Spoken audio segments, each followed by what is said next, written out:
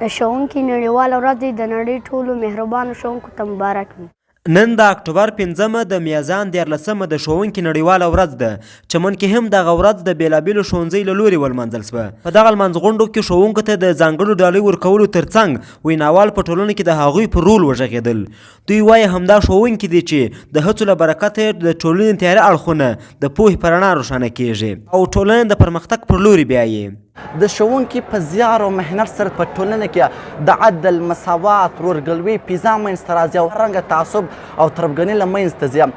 ښوونکی د اسلام په مبارک دین کې ډېره اوچته مرتبه لري. ښوونکی د یو معاشرې ښکلا ده، یو بنسټګر دی د معاشرې. که تاسو غواړئ چې معاشره ووینئ نو د هغه استاذ وګورئ. چې استاد څومره په علم کې پرمختللی زموږ دوی معاشره به هم هغومره ترقي کوي. په هغه ټولنه کې چې ښوونکی او د ښوونکو درناوی وي، ټولنه یې له بدبختۍ څخه ژغورل سوې. د بشریت ستر لارښود حضرت محمد صلی الله علیه وسلم هم دې نړۍ ته ښوونکی رالیږل سوی. له همدې کبله د ښوونکي مسلک په نړۍ کې تر ټولو مهم او اغېزناک دی. د استاذ حیثیت او مقام ډېر اوچت او ډېر بلند دی، ځکه چې دا د حضور پاک صلی الله علیه وسلم پیشه ده. دنیا کې چې کومو قومونو د استادانو قدر او عزت کړی دی، هغه قومونه، هغه هیوادونه ډېر پرمخ تللي دي. نو موږ له پکار چې د استادانو قدر وکړو. نبی علیه الصلاة والسلام هم دنیا ته استاد رالی.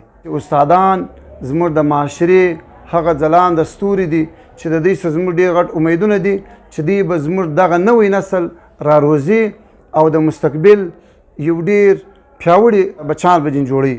ښوونکی چې ډېر خوږ او ویاړلی نوم دی د جهل د تیارو له منځه اتل بلل کیږي. ښوونکی د هغه شمعې په څیر دی چې خپله سوځي خو نورو ته رڼا ورکوي، هغه رڼا چې د هغوی د ټول ژوند تیارې پرې له منځه تللی سي. ښوونکی که ولسمشر نه دی خو د نړۍ ټول ولسمشران هغه روزلي. د نننۍ پرمختللې نړۍ ویاړ هم دوی ته راګرځي او هره انساني ټولنه د ښوونکي د احساس پوروړې ده. سمیع الله غفران، نن یې ویسل، چمن.